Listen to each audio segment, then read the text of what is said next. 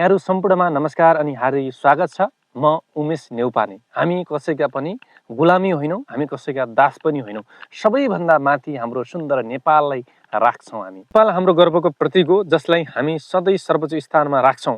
नेपालको सांस्कृतिक र इतिहासलाई हामी अति सम्मान गर्छौं। हिमालको शिखरदेखि तराईको हरियालीसम्म नेपाल अति महान छ।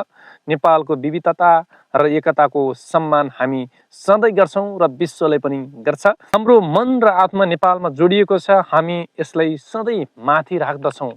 दर्शकबिन, मैले तपाईलाई फेरि पनि कुरा जोड्न खोजेको कहाँनिर भने अब म तपाईहरुको बीचमा सत्य तथ्य र निष्पक्ष समाचार, राष्ट्रिय अन्तर्राष्ट्रिय समाचार प्रस्तुत गर्नका लागि मैले उमेश नेउपाने युट्युब च्यानल खोलिसकेको छु। तपाईहरुले सब्स्क्राइब गरेर मेरो हौसला र प्रेरणाका निम्ति तपाईले बेल आइकन पनि थिच्नु होला।